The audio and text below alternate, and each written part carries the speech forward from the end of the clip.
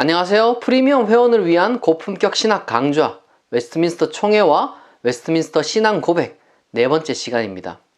이번 시간부터는 총 7번에 걸쳐서 웨스트민스터 신앙 고백 그 내용들을 실제로 각각 다루도록 하겠습니다. 웨스트민스터 신앙 고백은 총 33개의 장으로 구성되어 있는데 오늘은 그 중에서 기독교 신앙의 대전제라고 할 수 있는 처음 6장들의 내용을 다룰 것입니다. 그 6장들의 내용은 각각 이러한데요. 1장은 성경에 관하여, 2장은 삼위일체에 관하여, 3장은 영원한 작정에 관하여, 4장은 창조에 관하여, 5장은 섭리에 관하여, 6장은 타락, 죄, 형벌에 관하여입니다. 강의에서 사용될 웨스트민스터 신앙 고백은 1647년판을 현대영어로 번역한 것입니다. 제가 이것을 언급하는 이유는 실제로 어떤 시대적인 정치적인 이유로 미국에서 사용되는 것과 한국에서 사용되는 것은 바로 이 1647년판과 약간 다르기 때문입니다. 이러한 차이에 대해서는 제가 차후의 강의에서 다루도록 하겠습니다. 이 1647년판을 현대영어로 번역한 그러한 버전은 인터넷에서 쉽게 찾을 수가 있습니다. 우선 성경에 관하여 말씀드리겠습니다. 일반적으로 신조 내지 신경은 본래 하나님에 대한 고백으로부터 시작합니다. 그에 비해서 웨스트민스터 신앙 고백은 성경에 관한 고백으로 시작합니다. 이 순서는 잉글랜드 39개 신조와도 다릅니다. 39개 신조도 삼위일체 신론으로부터 시작해서 그 다음에 성경이 뒤따라옵니다. 일반적으로 이러한 순서의 영향은 아마도 성경을 가장 먼저 앞세운 것은 제임스 어셔가 작성한 그 아일랜드 신조의 순서에 따른 것이라고 봅니다. 성경에 관한 장은 굉장히 길게 10가지 조항으로 구성되어 있습니다. 그 10가지 조항을 제가 요약해 보겠습니다.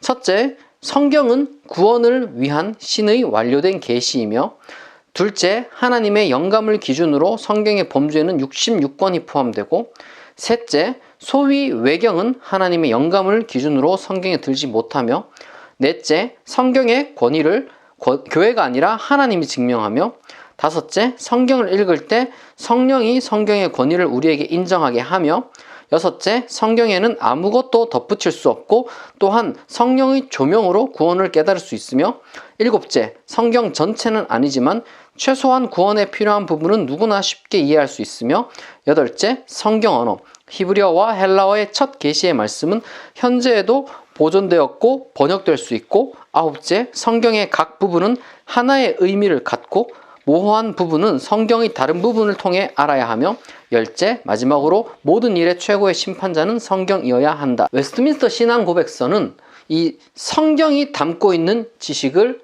구원의 지식으로 이야기를 합니다. 말하자면 이성의 지식과 이 성경이 담고 있는 구원의 지식을 구별한다는 것이죠.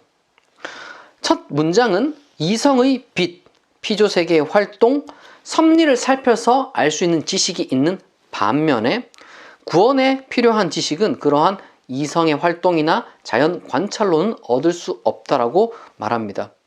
이는 두 가지 사조에 대한 경계를 암시하는 겁니다. 첫 번째로는 합리주의자들에 대한 경계입니다. 그리고 또 다른 한편으로는 성령 운동자들에 대한 경계입니다. 그러나 이 전자 같은 경우는 사실상 아직까지 중요하거나 혹은 심각한 문제로 대두된 것이 아니었기 때문에 아마 여기서 주로 염두에 두는 것은 바로 이 성령 운동자들, 직접적인 계시를 주장하거나 혹은 때때로 구약의 율법을 무시하거나 도덕적인 그러한 순령을 무시하는 일종의 반율법주의자들에 대한 것이었을 겁니다. 한편으로는 이 66권에 대한 강조가 여기서 두드러지게 나타나는데, 사실 의외로 이러한 66권 정경에 대한 강조는 종교개혁자들의 산물이라고 보기는 조금 어렵습니다. 왜냐하면 정작 우리가 알고 있는 유명한 종교개혁자들은 이 66권에 대해서 그렇게 엄격하지 않았고 외경에 대해서도 단호하게 거부하지 않았습니다. 오히려 외경을 그들은 신앙에 도움이 되는 책, 우리로 따지면 경건서적 정도로 이해를 했기 때문입니다. 루터가 야고보서를 지푸라기 서신이라고 부르기도 했고, 그리고 1522년 루터의 독일어 신약 성경, 그러니까 그 출간된 날짜를 따라서 9월 성경이라고도 부르는데, 여기에는 이 히브리서, 유다서, 야고보서, 요한계시록 이 4권은 다른 신약의 23권과는 별개로 따로 취급되어 있습니다. 마치 이제 제2정경처럼 분류가 되어 있다는 것이죠. 따라서 이러한 66권에 대한 엄격한 고수와 외경에 대한 단호한 태도는 사실상 종교개혁자들의 신학이라기보다는 오히려 가톨릭의 그러한 전통에 대한, 즉 가톨릭 종교개혁의 트리엔트 회의의 결과에 대해서 반대하는 입장으로 내어놓은 것이다 라고 보는 것이 타당합니다. 한편으로 성경의 원어와 그리고 성경의 번역에 대한 관점도 이것도 역시 당시 가톨릭에서 라틴어 번역을 사용하던 그러한 것에 대한 지적이라고 할 수 있습니다. 본래 히브리어에는 모음이 없습니다. 이 히브리어 모음은 기원 후 5세기에서 9세기 사이에 긴 기간 동안 중세의 소위 마소라 학파에 의해서 후대에 찍혀진 겁니다. 그런데 아마도 웨스트민스터 총회 회원들은 이 모음을 찍는 과정에도 하나님이 개입하셨다라고 믿었던 것 같습니다. 실제로 이후에 청교도 신학자 중에 한 사람이었던 프란시스 트레틴 같은 사람은 모음이 모세에게서 혹은 에스라에게서 아니면 하나님에게서 왔다라고 주장을 했고, 웨스트민스터 총회에 참석했던 주요한 신학자 중에 한 사람이었던 존 라이트 풋 같은 사람도 모음도 영감되었다라고 이야기를 했습니다. 한편으로 또한 성경의 본문의 의미가 하나가 있다, 하나만 있다, 모호하거나 다양하지 않다라는 이러한 의미, 그리고 이 성경은 다른 성경으로 해석을 해야 한다. 그러니까 예를 들어서 어떤 모호한 구절이 있으면은 성경 내의 다른 구절로서 그 모호한 구절을 이해하려고 한다는 이러한 해석의 원리가 웨스트민스터 신앙고백에서 명시되는데, 이것도 역시 중세의 사중 해석에 대한 반대입니다. 중세 스콜라 신학자들은 일반적으로 이제 해석을 할 때 성경에는 4가지 의미가 있고 그 4가지 해석을 하는 것이 훌륭한 스승이라고 생각을 했습니다. 말하자면 문자적 해석이 있고 도덕적 해석이 있고 풍유적 해석이 있고 유비적 해석이 있습니다. 무엇보다 중요한 것은 이러한 성경을 성경으로 해석하는 규칙을 웨스트민스터 신앙고백은 무오류한 것으로 명시를 합니다.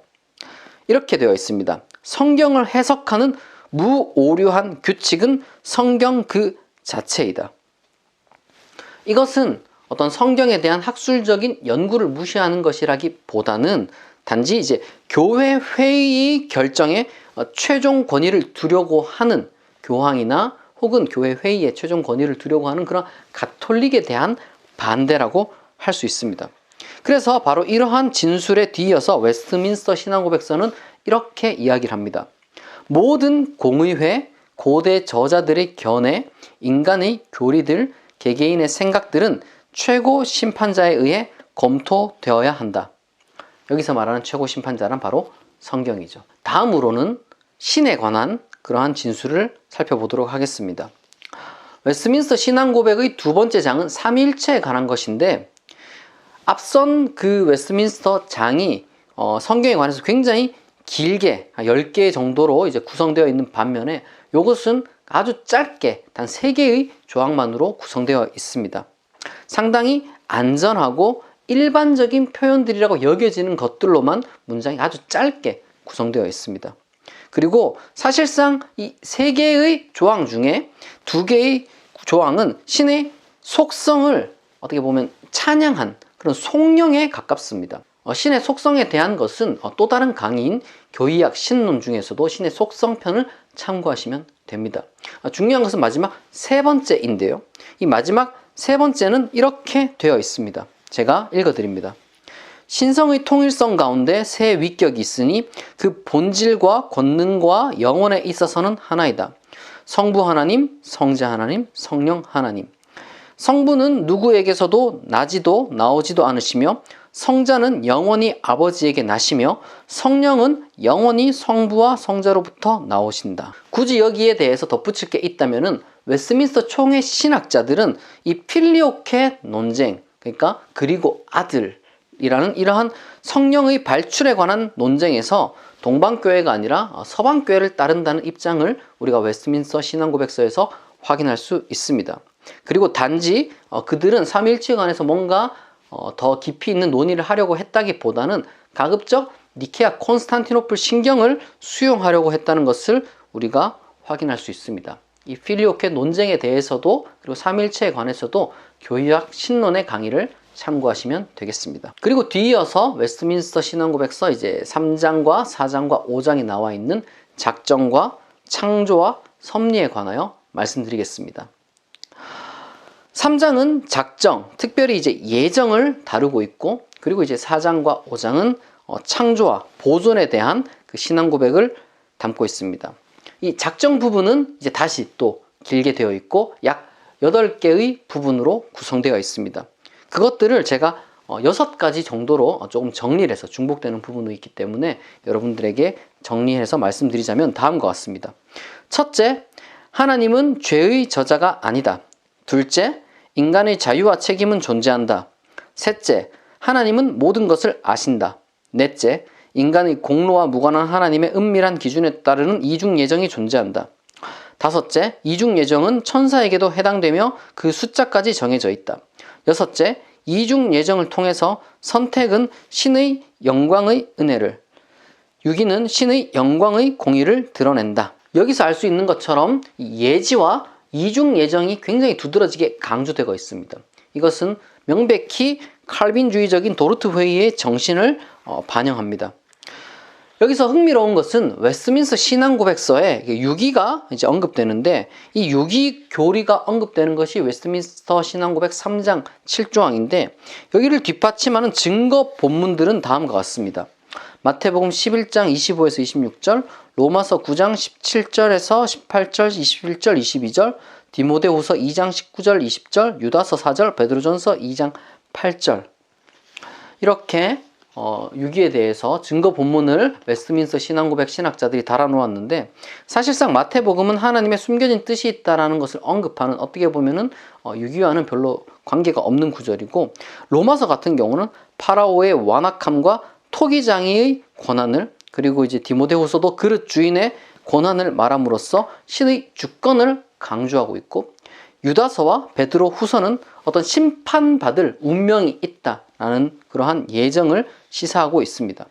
그러나 이 구절들 역시도 삼일체 경우와 마찬가지로 이미 신학적인 논의를 통해서 결정된 사안을 받아들인 이후에 그 다음에 성경에 뒷받침한 구절들을 이제 찾아야 하는 그러한 일종의 웨스민스터 신앙 고백의 그 명제들을 정당화하기 위해서 성경을 가져온 것이기 때문에 결코 적절하다고 볼 수는 없습니다. 그 이전에 앞선 도르트 회의나 그런 신앙 논의들이 그냥 여기에 수용되었다라고 보는 것이 훨씬 더 적절합니다.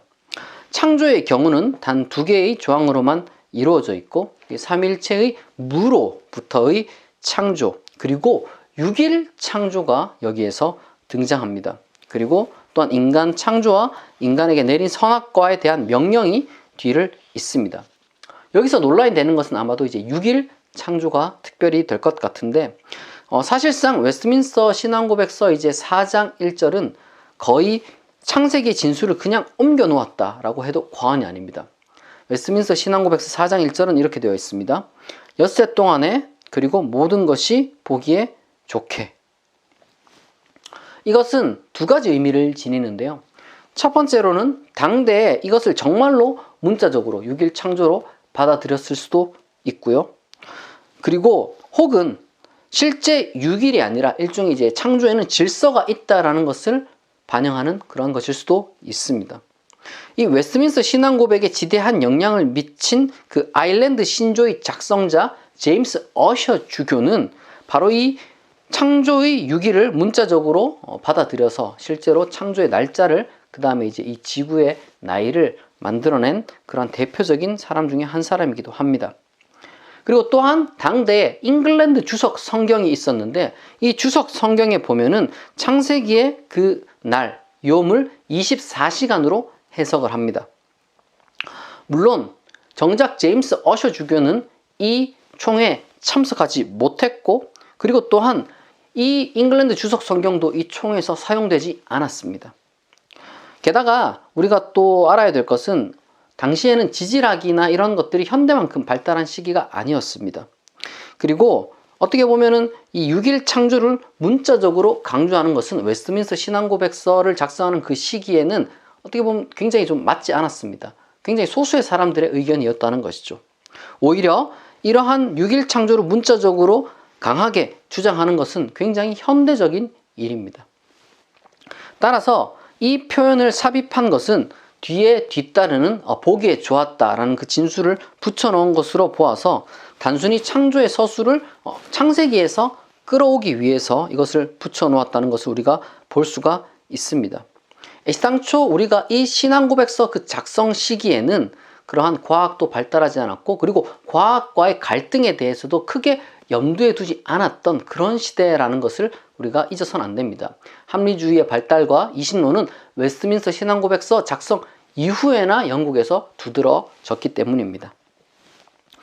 한편으로 이 섭리에 관한 장은 7개의 구절로 되어 있으며 이 작정과 유사하게 하나님의 주권을 강조하고 그리고 하나님이 죄의 저자가 아님을 변호하고 그리고 인간의 자유의지와 책임을 말하고 그리고 악의 문제 전체를 다루는 하나님의 공의에 대해서 말합니다.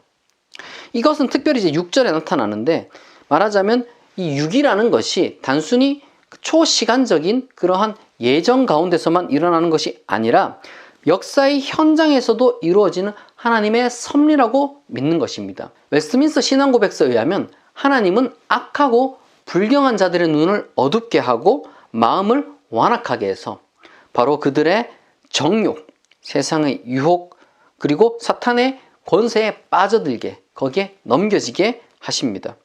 따라서 이 세 개의 악은 하나님의 유기의 표현입니다. 한편으로 하나님은 바로 그러한 악을 이용해서 특별히 선택한 자들의 그 교회의 유익을 위해서 이러한 것들을 우리가 알지 못하는 방식으로 하나님이 사용하신다. 더 나은 선을 위해서 사용하신다 라고 그렇게 고백을 합니다. 다음으로 마지막으로 타락과 죄와 형벌에 관하여 말씀드리겠습니다. 웨스트민스터 신앙고백서 6장이 다루는 내용인데 이것은 아주 짧게 그러나 6개의 구절로 구성되어 있습니다. 이것들은 분명하게 아담과 하와의 역사성을 전제하고 있습니다. 6일 창조처럼 다소 뭔가 논란이 있고 모호하고 아니면 문자적인 해석이 아니라 다른 의미를 말하는 것이 아니라 아주 명확하게 아담과 하와의 역사성을 전제합니다. 이 6개의 구절들을 제가 다시 한번 정리를 해보자면 이렇습니다. 첫째, 조상들은 사탄의 유혹에 넘어가 금지된 열매를 먹고 타락했고, 둘째, 죄로 인해서 원의와 하나님과의 교제를 상실하고 죽음에 이르고 영육의 기능들이 전적으로 더럽혀졌고, 셋째, 모든 인류에게 첫 조상의 유죄성이 전과되고 동일한 영향력이 미치게 되었고, 넷째, 이 원부패에 의해 모든 선에 대하여 무능하게 되고 악으로 기울고 실제로 죄를 범하며, 다섯째, 그리스도로 말미암아 중생을 겪은 자들에게도 본성의 부패는 남아있으며, 여섯째, 원죄와 자범죄로 구성되는 모든 죄는 하나님과 율법에 저항하는 것이고 죽음을 가져오되 이 죽음은 모든 영적, 현세적, 영원한 죽음을 의미합니다. 여기서 몇 가지 설명될 게 있는데 우선 원의 개념이 등장합니다.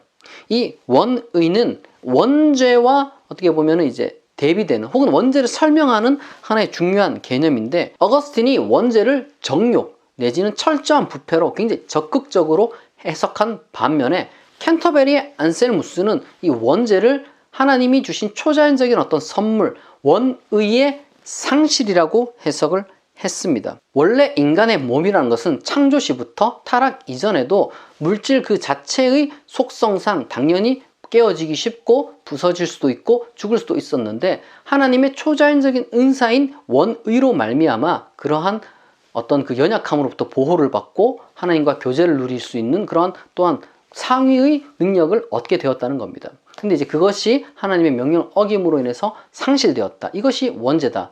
이게 바로 이제 캔터베리 안셀무스의 이론이었는데, 이러한 원의 상실과 그리고 그 아주 적극적인 전적인 그 정욕으로 인한 그런 부패, 뭐 이런 것들이 토마스 아퀴나스의 시대에서는 이제 종합을, 스코라 신학에서 종합을 이루었습니다. 그러니까 원의 상실과 철저한 부패라는 두 가지 종합적인 이해가 당연히 이 원죄 교리를 설명하는 두 가지 기둥에 되었습니다. 그러한 신학적인 전통이 웨스트민스터 신앙고백서에도 그대로 수용되어 있는 것이죠. 그러나 웨스트민스터 신앙고백서는 왜, 그리고 어떤 의미로 바로 그 첫 조상의 죄가 전가되는지, 혹은 그 유죄성이 어떻게 그렇게 전가되는지를 설명하지 않습니다. 단지 아주 간단하게 웨스트민스터 신앙고백서는 그러니까 첫 조상이죠. 그들은 인류의 뿌리라는 이러한 문장만 거기에 있을 뿐입니다. 이 원죄 교리와 그 전가에 대해서 다루는 것은 여기서 지금 할 일은 아니고, 나중에 교의학 인간론을 강의할 기회가 있으면 그때 다루도록 하겠습니다. 하지만 중요한 것은 비록 죄의 전가는 아니지만 적어도 원죄 교리에 대한 해설은 이어지는 웨스트민스터 신앙고백서 7장 그 언약에 관한 장에서 나오기 때문에 이 부분은 제가 다음 강의에서 또한 다루도록 하겠습니다. 한편으로 웨스트민스터 신앙고백서는 바로 이러한 죄로 인해서 인간은 세 종류의 죽음을 맞이하게 되었다고 설명을 합니다. 바로 영적인 죽음과 현세적인 죽음과 영원한 죽음입니다. 영적인 죽음은 하나님과의 교제의 단절을 의미하고, 현세적인 죽음은 말 그대로 생물학적인 죽음을 의미하고, 그리고 마지막으로 영원한 죽음은 바로 영원한 형벌, 영원한 저주를 의미합니다. 그런데 영적인 죽음과 현세적인 죽음이 서로 종합을 이루어서 또 다른 어떤 형벌을 만들어내게 됩니다. 여기에 대해서는 대요리 문답 28문에 추가적으로 해설이 되어 있는데요. 제가 28문을 읽어드리겠습니다. 28문. 이 세계에서의 죄의 형벌은 무엇입니까? 현세에 있어서 죄의 형벌이란 내적으로는 마음의 굳어짐, 타락한 지각, 강한 유혹, 마음의 고집, 양심의 공포와 부끄러움, 정욕 같은 것이고, 외적으로는 우리 때문에 하나님께서 만물을 저주하신 일, 우리들의 몸, 이름, 지위, 관계, 직업 등에 생긴 다른 모든 악과 더불어 사망에 이르게 되는 것입니다. 말하자면 영적인 죽음이라는 것이 단순히 불신앙만 이야기를 하는 것이 아니라 어떤 심리적인 문제를 포괄하고, 그리고 또한 현세적인 죽음이 단순히 어떤 생물학적인 죽음만 뜻하는 것이 아니라 세계에서 당하는 모든 재난이나 인생에서 맞이하는 불행, 심지어 질병과 같은 것까지도 죄에 대한 당연한 형벌로 해석되고 있는 것입니다. 그러면 오늘의 강의를 요약하겠습니다. 첫째, 웨스트민스터 신앙고백서는 성경을 구원의 진리를 담은 것으로 66권만 인정하고 가톨릭의 관습들과 교리들을 배제하는 진술에 심혈을 기울였다. 둘째, 웨스트민스터 신앙고백서는 삼일체 교리를 서술함에 있어서 니케아 신경과 필리오케의 서방교회 전통을 수용했다. 셋째, 웨스트민스터 신앙고백서는 이중 예정을 엄격하게 고수하며 선택은 하나님의 은혜를, 유기는 하나님의 공의를 위한 것으로 해석한다. 넷째, 웨스트민스터 신앙고백서는 창세기 3장의 타락을 문자적으로 받아들이며 첫 조상의 죄를 온 인류가 공유하며 그 대가로 죽음을 맞이하되, 그 죽음은 단순한 생물학적인 죽음이나 영원한 저주뿐만 아니라 현세의 불행도 포함된다고 가르친다. 다음 시간에는 웨스트민스터 신앙고백서 7장, 8장, 9장 언약, 그리스도, 자유의지를 다루도록 하겠습니다. 지금까지 경청해 주셔서 감사합니다.